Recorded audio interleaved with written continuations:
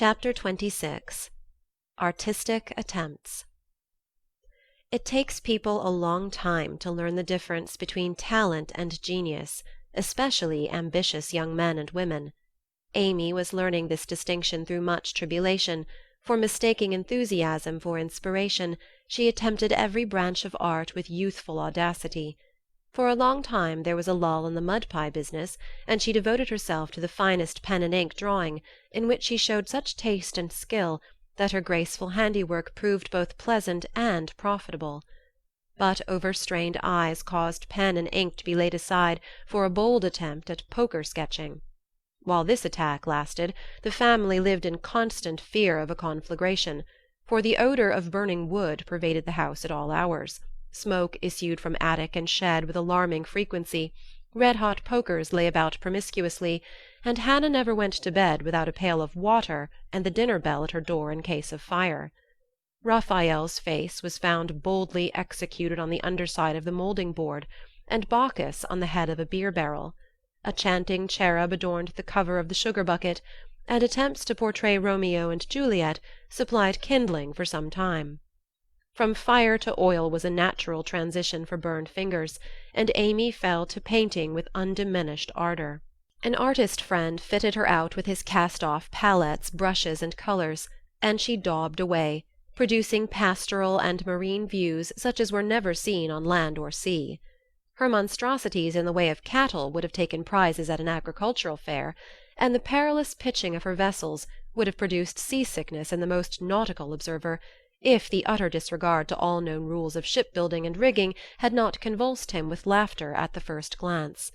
Swarthy boys and dark-eyed Madonnas staring at you from one corner of the studio suggested Murillo.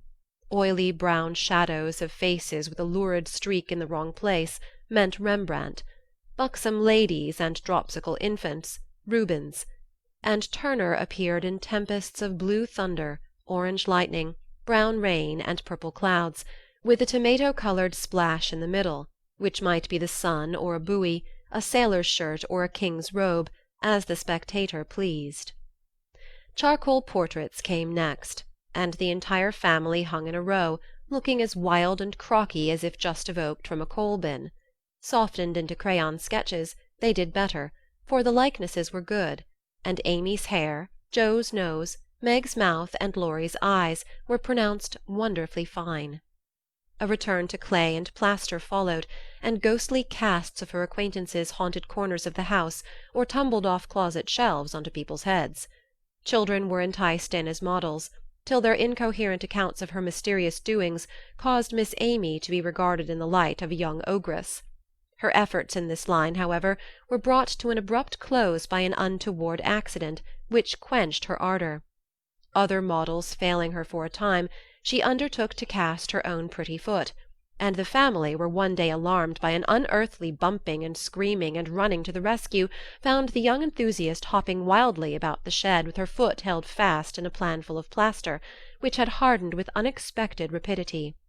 With much difficulty and some danger she was dug out, for Joe was so overcome with laughter while she excavated that her knife went too far, cut the poor foot, and left a lasting memorial of one artistic attempt at least. After this Amy subsided, till a mania for sketching from nature set her to haunting river, field, and wood for picturesque studies, and sighing for ruins to copy. She caught endless colds sitting on damp grass to book a delicious bit, composed of a stone, a stump, one mushroom, and a broken mullein stalk, or a heavenly mass of clouds that looked like a choice display of feather-beds when done. She sacrificed her complexion floating on the river in the midsummer sun to study light and shade, and got a wrinkle over her nose after trying points of sight, or whatever the squint-and-string performance is called. If genius is eternal patience, as Michelangelo affirms, Amy had some claim to the divine attribute, for she persevered in spite of all obstacles, failures, and discouragements, firmly believing that in time she should do something worthy to be called high art. She was learning, doing, and enjoying other things meanwhile, for she had resolved to be an attractive and accomplished woman, even if she never became a great artist. Here she succeeded better, for she was one of those happily created beings who please without effort, make friends everywhere, and take life so gracefully and easily that less fortunate souls are tempted to believe that such are born under a lucky star. Everybody liked her, for among her good gifts was tact. She had an instinctive sense of what was pleasing and proper, always said the right thing to the right person, did just what suited the time and place, and was so self-possessed that her sisters used to say, if Amy went to court without any rehearsal beforehand, she'd know exactly what to do. One of her weaknesses was a desire to move in our best society without being quite sure what the best really was. Money, position, fashionable accomplishments, and elegant manners were most desirable things in her eyes, and she liked to associate with those who possessed them, often mistaking the false for the true, and admiring what was not admirable. Never forgetting that by birth she was a gentlewoman, she cultivated her aristocratic tastes and feelings, so that when the opportunity came she might be ready to take the place from which poverty now excluded her. My lady, as her friends called her, sincerely desired to be a genuine lady, and was so at heart, but had yet to learn that money cannot buy refinement of nature, that rank does not always confer nobility, and that true breeding makes itself felt in spite of eternal drawbacks. "I want to ask a favor of you, Mamma," Amy said, coming in with an important air one day. "Well, little girl, what is it?" replied her mother, in whose eyes the stately young lady still remained the baby.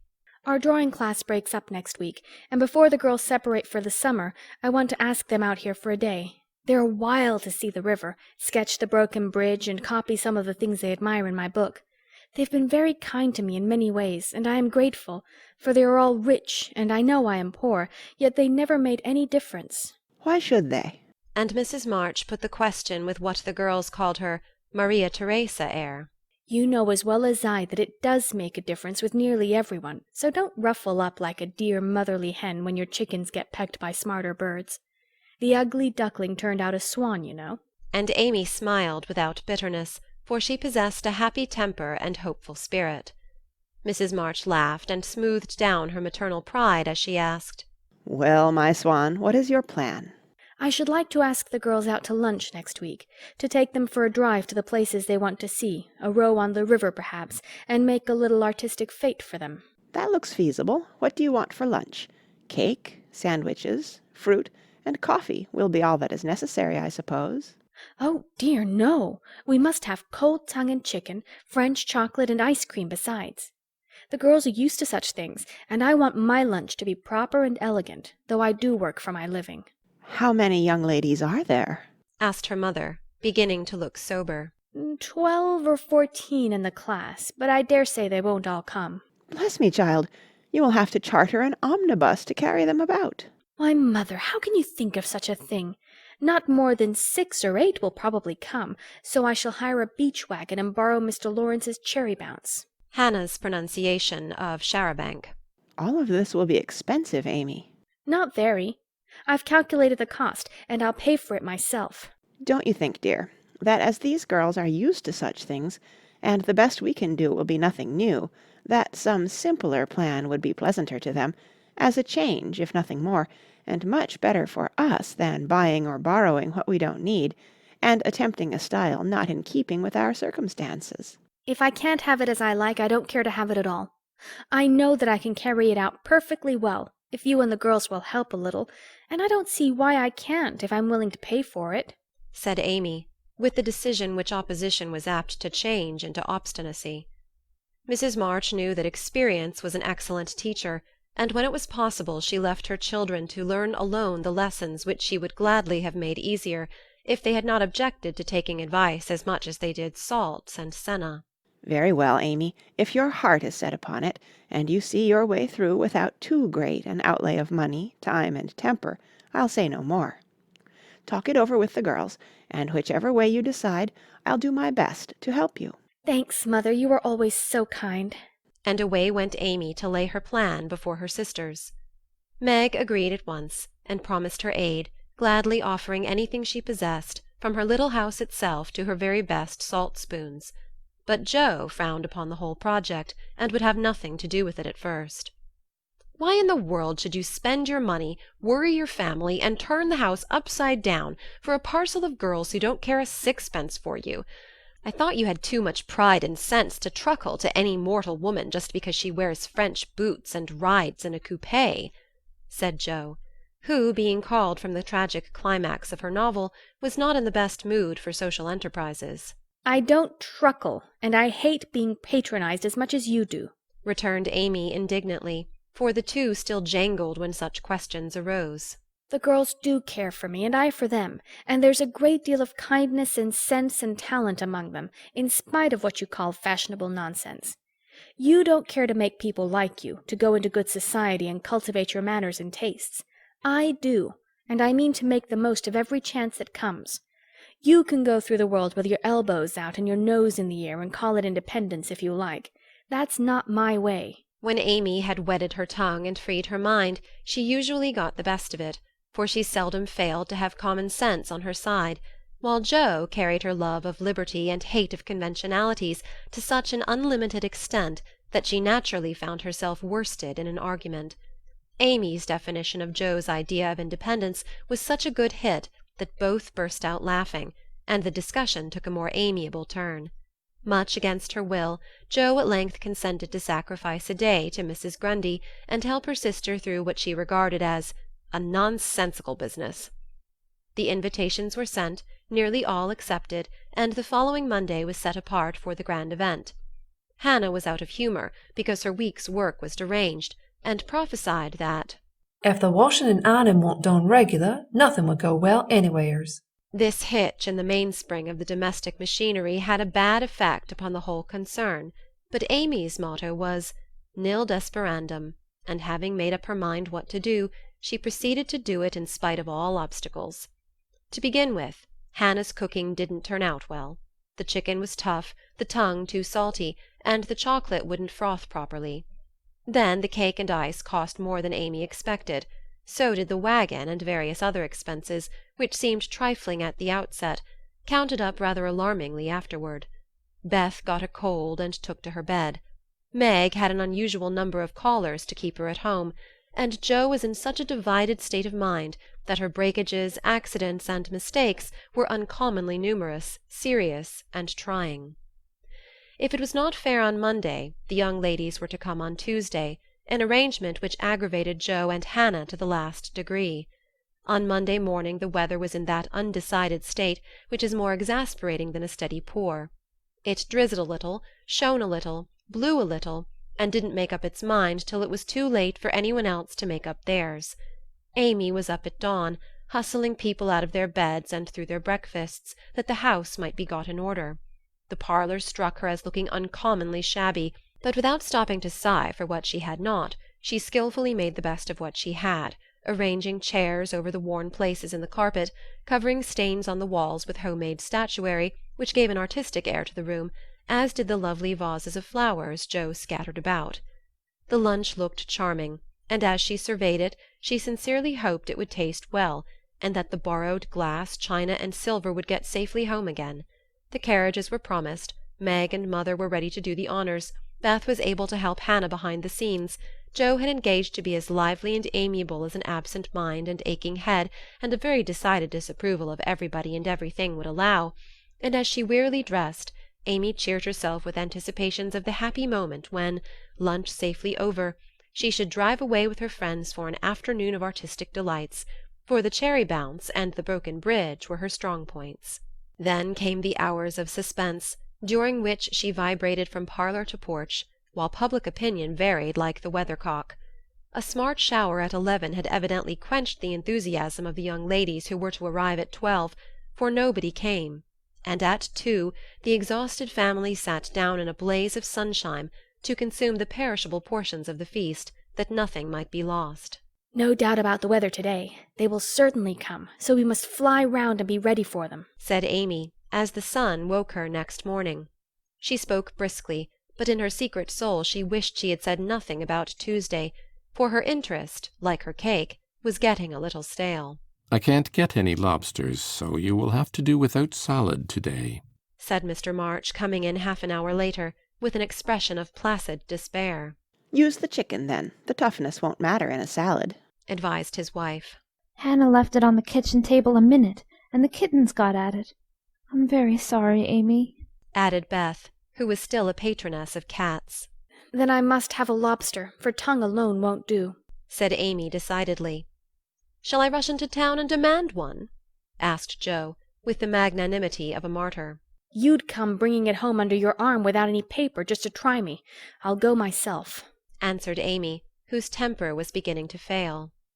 Shrouded in a thick veil and armed with a genteel travelling basket, she departed, feeling that a cool drive would soothe her ruffled spirit and fit her for the labours of the day. After some delay, the object of her desire was procured, likewise a bottle of dressing to prevent further loss of time at home, and off she drove again, well pleased with her own forethought. As the omnibus contained only one other passenger, a sleepy old lady, Amy pocketed her veil and beguiled the tedium of the way by trying to find out where all her money had gone to. So busy was she with her card full of refractory figures that she did not observe a newcomer, who entered without stopping the vehicle, till a masculine voice said, "Good morning, Miss March." And looking up she beheld one of Laurie's most elegant college friends. Fervently hoping that he would get out before she did, Amy utterly ignored the basket at her feet, and congratulating herself that she had on her new travelling dress, returned the young man's greeting with her usual suavity and spirit. They got on excellently, for Amy's chief care was soon set at rest by learning that the gentleman would leave first, and she was chatting away in a peculiarly lofty strain when the old lady got out. In stumbling to the door, she upset the basket, and oh horror! The lobster, in all its vulgar size and brilliancy, was revealed to the high-born eyes of a tutor. "By Jove, she's forgotten her dinner," cried the unconscious youth, poking the scarlet monster into its place with his cane, and preparing to hand out the basket after the old lady. Please don't. It's mine, murmured Amy, with a face nearly as red as her fish. "Oh, really? I beg pardon. It's an uncommonly fine one, isn't it?" said Tudor, with a great presence of mind and an air of sober interest that did credit to his breeding. Amy recovered herself in a breath, set her basket boldly on the seat, and said, laughing, Don't you wish you were to have some of the salad he's going to make, and to see the charming young ladies who are to eat it? Now that was tact, for two of the ruling foibles of the masculine mind were touched. The lobster was instantly surrounded by a halo of pleasing reminiscences, and curiosity about the charming young ladies diverted his mind from the comical mishap.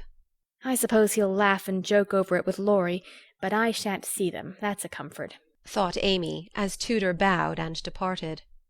She did not mention this meeting at home, though she discovered that, thanks to the upset, her new dress was much damaged by the rivulets of dressing that meandered down the skirt, but went through with the preparations which now seemed more irksome than before, and at 12 o'clock all was ready again.